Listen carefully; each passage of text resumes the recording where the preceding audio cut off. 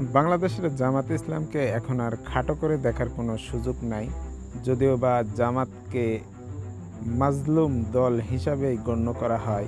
জামাত যদি ইসলামিক দল না হতো, ইসলামিক চিন্তা চেতনার দল না হতো, তাহলে গত ১.৫ দশক ধরে একে যেভাবে ব্যবহার করা হয়েছে, এর উপর যেভাবে নির্যাতন চালানো হয়েছে, এই দলটা একেবারে নিশ্চিহ্ন হয়ে যেত।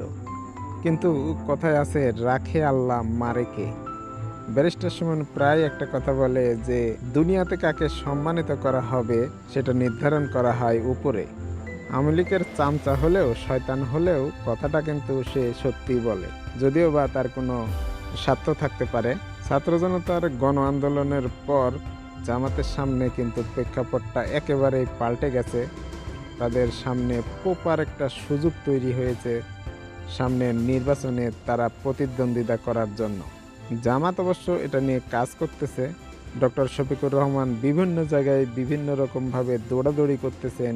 তিনি এই বন্যাঢ্য মানুষের পাশে যাচ্ছেন, আবার এই আন্দোলনে আহত হওয়া ছাত্রদের পাশে যাচ্ছেন। বিভিন্ন সময় তিনি মত বিনিময় করতেছেন। একটা জায়গায় তিনি মত বিনিময় করেছেন যেটা আমাদের বোধগম্য হয়নি। তিনি সেখানে বলেছেন যে বন্ধুত্ব চাই, সহযোগিতা চাই, ভারতের কাছে জামাতের বার্তা। এটা একেবারেই আমরা মানতে পারিনি, কারণ ভারত আমাদের সহযোগিতা করতে পারে না। বাংলাদেশের জামাত ইসলামকে একটা বিষয় মনে রাখতে হবে যে ভারতের সহযোগিতা চাওয়া এটা বাংলাদেশের মানুষ পছন্দ করবে না, এটা কেউই পছন্দ করবে না, একমাত্র আওয়ামী লীগ ছাড়া। আওয়ামী লীগের একজন নেতাকে জামাতের মধ্যে ঢোকানো হয়েছে। বাংলাদেশের জামাত ইসলামকে একটা বিষয় অবশ্যই খেয়াল রাখতে হবে। আপনারা যদি নিজের পায়ে ভর করে চলতে পারেন তাহলে অবশ্যই বিজয় আসবে। অন্যের পায়ে ভর করে চলার চিন্তাভাবনা বাদ দিতে হবে, কারণ অন্যের পায়ে ভর করে বেশি দিন চলা যায় না।